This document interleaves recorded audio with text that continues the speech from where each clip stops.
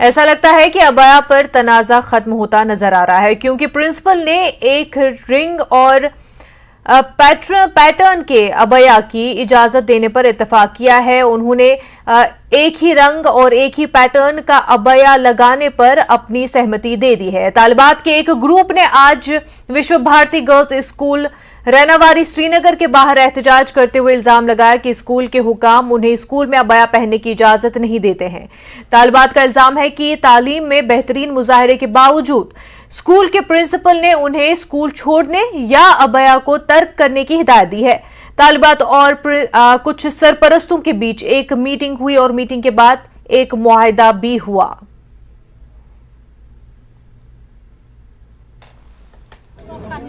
कि नहीं, हम आप लोगों को डीसी नहीं दे सकते। क्यों? क्योंकि आप लोग टॉपर से हमारे स्कूल का नाम रोशन हो रहा है। अब जब मेरी माँ क्लास में टॉपर 10th क्लास में, अब जब इस क्लास में आए, एक मिनट, अब जब इस क्लास में अब जब कल मेरे पेरेंट्स आए तो उनको बोला गया हम अबाया अलो नहीं करेंगे डीसी में। वजह क्या बता रहे हैं? अबाया नहीं अलो करेंगे, अबाया में हमारा माहौल खराब हो रहा है। स्कूल में किसी को भी अबाया पहन के आने की इजाजत नहीं? नहीं, अलो ही नहीं कर रहे हैं अबाया में। आपकी बात हुई प्रिंसिपल? हाँ, बहुत बार हुई, मेरे पेरेंट्स की बात हुई, मेरी बात हुई, नहीं अलो कर रहे हैं। उनसे क्या कहा गया? वो बोल रहे हैं कि अगर अबाया लगाना है तो दर्ज का जाओ, स्कूल में था। ड्यूटी नहीं दे सकते, आप लोग असेंबली में नहीं आ सकते, क्योंकि मैं आप लोग ड्यूटी मतलब असेंबली में जो ड्यूटी होती थी? हमें बोला गया कि आप लोग ड्यूटी देते हो, आप लोग असेंबली में होते हो, तो मुझे बुरा लगता है आप लोग जो दे। अभी जब बात हुई आपकी, अब क्या? अब उन लोगों ने कहा कि हम लोग निकालेंगे अपने स्कूल की अपनी अबाया, तो आप लोग वही लगा सकते। इससे पहले हमारे पेरेंट्स भी आए थे, उससे इसने नहीं माना, इसलिए हम लोग मजबूर हो गए ये सब कुछ करने का। अभी मसला हल हो गया, समझे हम? बोला हाँ हो गया, लगभग बोला गया हमको कलर देंगे तो सब लोग वही कलर के पहन के आओ, तो हमें कोई प्रॉब्लम नहीं है, हम लोग कोई भी। और इसने स्टेटमेंट ही चेंज किया, अपनी स्टेटमेंट जब हम इससे पहले गए थे अंदर तो उस टाइम इसने स्टेटमेंट चेंज की, बोला कि मैंने ये सब कुछ नहीं बोला। नाजरीन, हम आपको बता दें कि इस तनाज़े के बाद स्कूल के प्रिंसिपल ने प्रेस रिलीज जारी की और इसमें उन्होंने तालिबात के जज्बात को ठेस पहुंचाने पर माफी मांग ली है।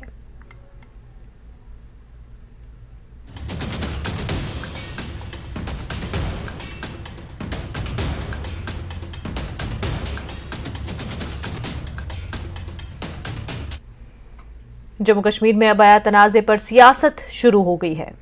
आइए आपको सुनवाते हैं कुछ सियासी लीडरों के बयानात। इम्पॉर्टेंट है यूनिफॉर्म और एजुकेशन। अगर उस पे हंगामा होता है तो बहुत बेहतर है।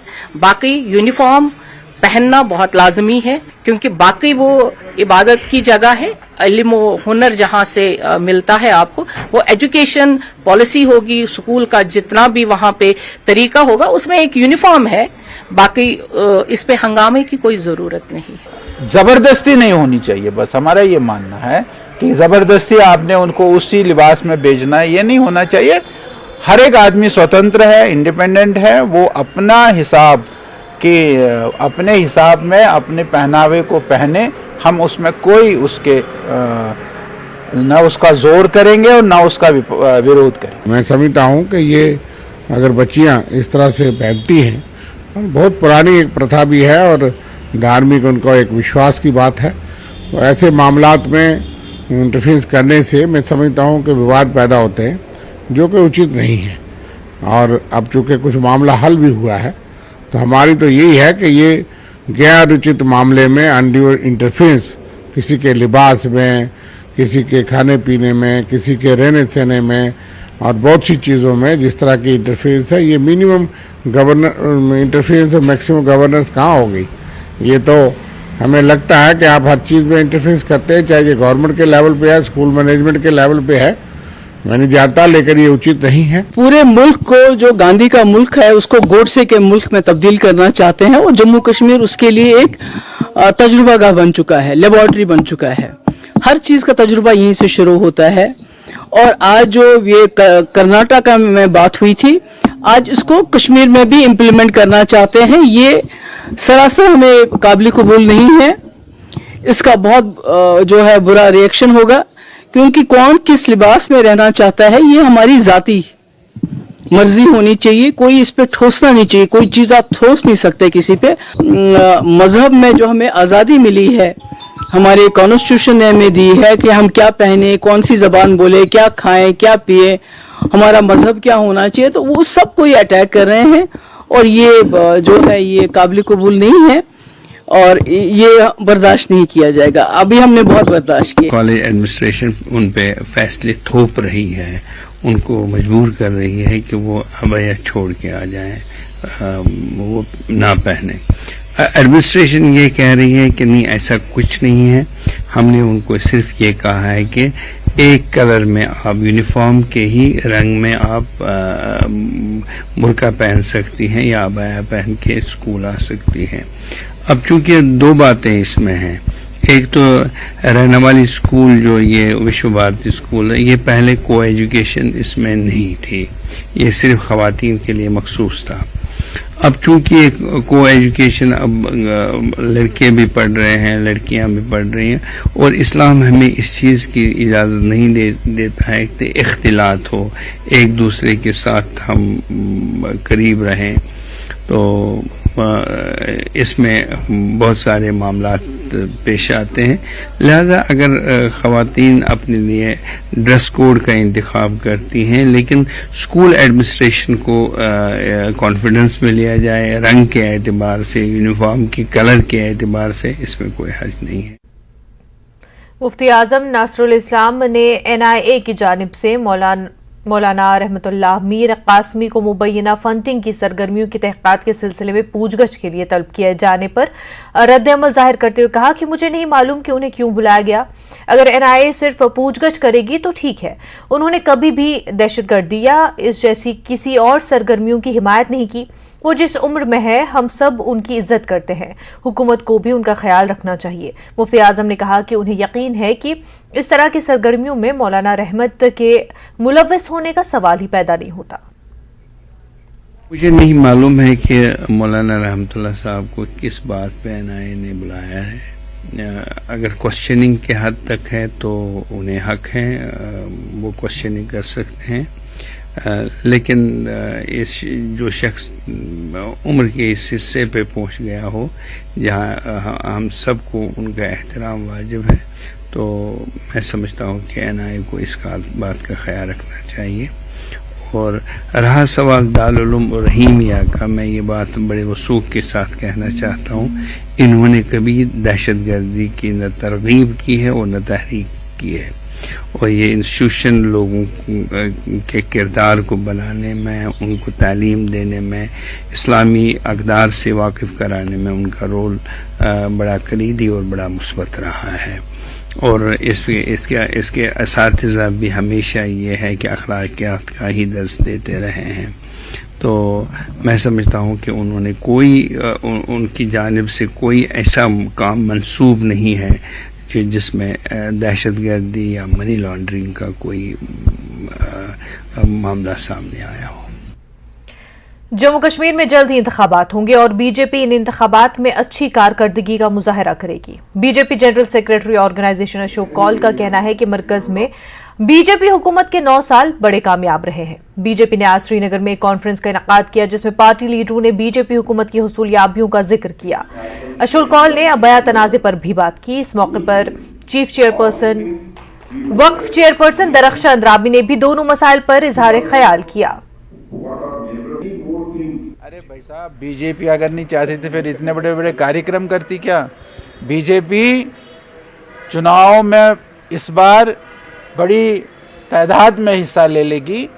और जैसे अभी बताया सुनील सेठी जी ने कि हम ये नहीं मानते हैं कि भाई बीजेपी यहाँ कोई ही सरकार बना सकती, जिसकी सरकार बनेगी, लेकिन हम पॉलिटिकल पार्टी है, अपना क्लेम, अपनी तैयारी पूरी रखते हैं और चुनाव में भारतीय जनता पार्टी अच्छा प्रदर्शन करेगी इस बार जम्मू कश्मीर में, ये हम आपको बताते हैं। मोदी गवर्नमेंट का स्मार्ट सिटीज़ का प्लान था, ये कॉन्सेप्ट था, ये तो था ही नहीं। इसके लिए तो हमारी गवर्नमेंट को निशाना भी बनाया गया अपोजिशन की तरफ से, लेकिन स्मार्ट सिटी आज आपके सामने है। आप लाल चौक में जाते हैं और स्मार्ट सिटी की बात हमारे फॉरेनर्स आके यहाँ पे करते हैं और कहते हैं वाकई में कश्मीर अब स्मार्ट बन गया 370 के बाद। और 370 के बाद वाकई में कश्मीर में अमन, तरक्की और खुशहाली आई और हमारे सारे नौजवान आज स्मार्ट लग रहे हैं, इसलिए क्योंकि उनके चेहरों पे हंसी है। जिला मजिस्ट्रेट रामबन के हुक्म के मुताबिक जम्मू श्रीनगर कौमी शाहराह पर कल ट्रैफिक आमदोरफ्त बंद रहेगी। चुनैनी नाशरी टनल से नवेगा टनल बानिहाल के दरमियान शाहराह की तजदीद और मरम्मत के पेश नजर गाड़ियों की आमदोरफ्त बंद रहेगी। जम्मू श्रीनगर कौमी शाहराह पर सफर करने वाली आवाम से अपील है कि वो एडवाइजरी के मुताबिक अपना सफर प्लान करें।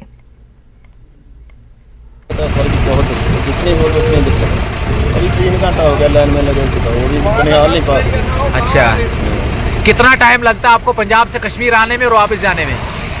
लगे 4-5 दिन लग जाते हैं। 5 दिन लग जाता है। वहीं सबसे बड़ा चैलेंज जो इस वक्त इंतजामिया के लिए है और national highway authority of India के लिए वो ढलवास का स्ट्रेच है, जहां पर सिंगल वे कैरेज है, और वहीं कैफेटेरिया मोड़ और शेरवी भी ट्रैफिक पुलिस और national highway authority of India के लिए बड़ा चैलेंज बना हुआ है।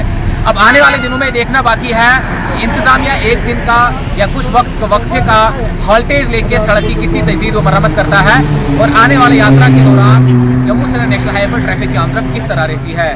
न्यूज़ 18 जम्मू कश्मीर तथा हिमाचल के लिए जम्मू से नेशनल हाईवे से बिलाल बाली।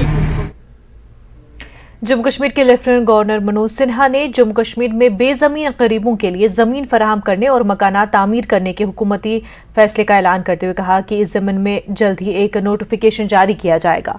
ये ऐलान एलजी ने कल शाम जम्मू जिले के अखनूर बेल्ट में गरखिल सरहदी गांव पंचायत में एक तकरीब से खिताब करते हुए किया।